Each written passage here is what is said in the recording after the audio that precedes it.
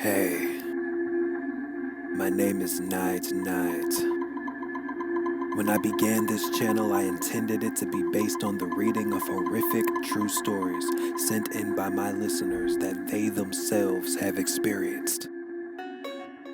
That is what has been happening. However, most stories I received after my first upload have been written from the same point of view. I've wondered whether or not I should narrate this story due to the shocking nature of it. I soon came to the conclusion that I don't give a fuck. My listeners deserve to hear this. The email itself was written by a female, so I will have my friend narrate this story. Let's begin.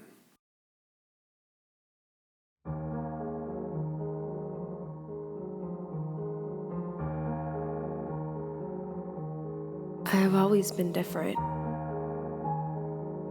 What makes me unique is that I embrace it.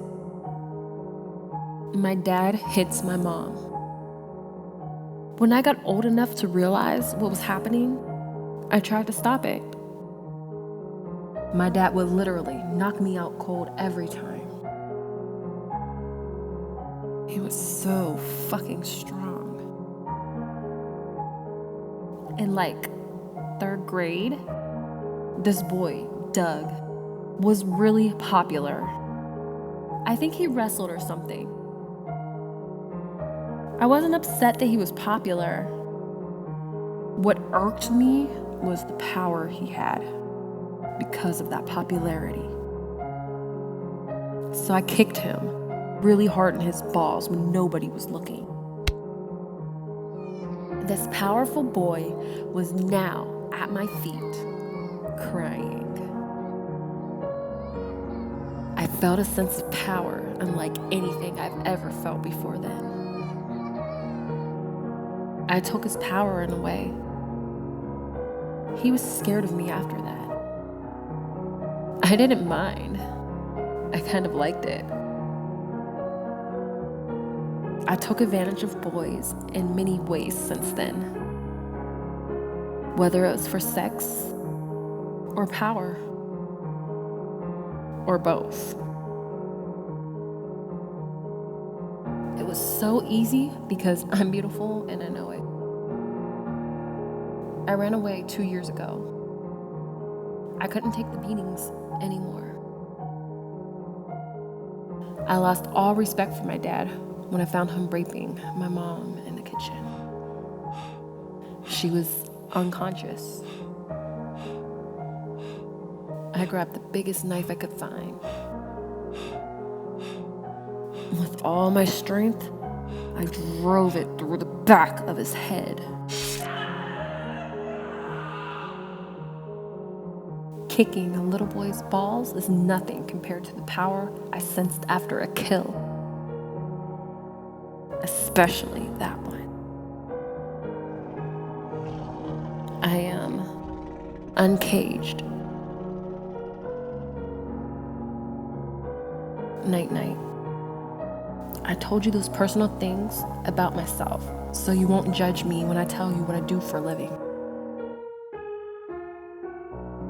I don't want you to think I'm crazy or anything.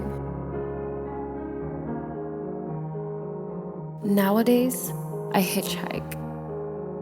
It's so addicting. I get to travel the world on somebody else's dime. And they don't mind because they're graced with my presence. For a couple of hours anyway. Truckers are the worst. Those filthy pigs, swine, stare at me like I'm a sex doll. Like, they can't believe I'm really sitting there in their passenger seat. It's amusing. They think they actually have a chance with me. I have always wondered why nobody ever asks to check my bag. I guess they don't want to be rude. Big mistake. Over the course of the drive, I remain quiet. Listening to the radio in different regions is entertaining to me. After about 45 minutes to an hour, they try to break the ice and start a conversation. It never fails. They say stupid shit like, "Will your boyfriend be there to pick you up when I drop you off?" Or, "Your boyfriend shouldn't have a woman like you out here hitchhiking with strangers like this." I just stay quiet and look out the window. After the sun sets and the freeway becomes ungodly dark, I grab the driver's penis through his pants. The shock on their face excites me. But what really gets me going is how fast they get hard. At that time, I'm in complete control just because I grabbed his dick. It's like the remote control for a man. I demand that they pull the truck over. They do, of course, because I'm in control. I demand that they go lay down in the cabin. Then I switch on the blinkers and make my way to the back. At this point, they're basically busting in their pants. So I relieve the pressure and take them off for them.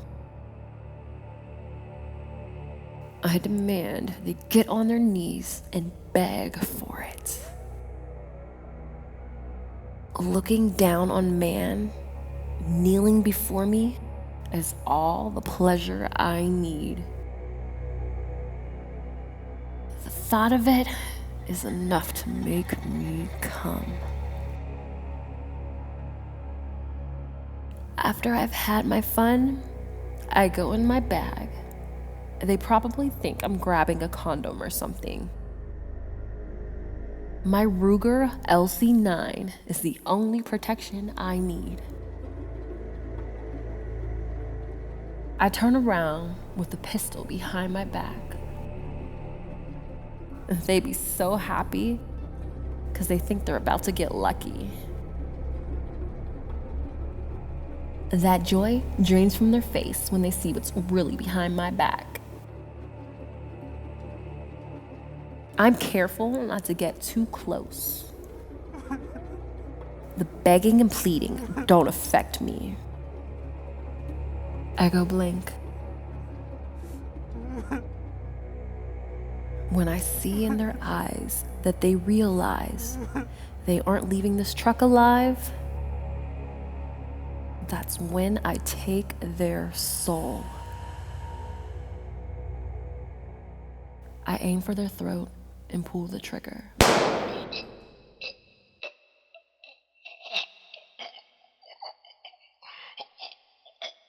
Have you ever stared into the eyes of a dying man? It's really something. I keep an extra set of clothes in my bag along with a pack of high-end Ziploc bags and a small power saw. Before I start, I take any extra cash that they have on their person. I totally disrobe and remove the vital organs and place them in Ziploc bags. I sell the organs to a website on the deep web. That's how I make the bulk of my income. Then I put on my clean clothes and I'm scot-free. Use the extra cash to stay in a hole-in-the-wall motel off the side of the road and do the same thing with the other guys, staying at the motel in the morning. One piece of advice night-night: never pick up an attractive woman on the side of the road. You never know. It may be me. Wink face.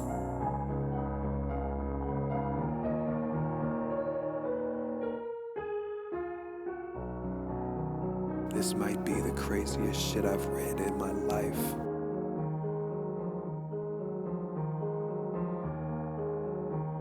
Feel free to leave your thoughts in the comments section.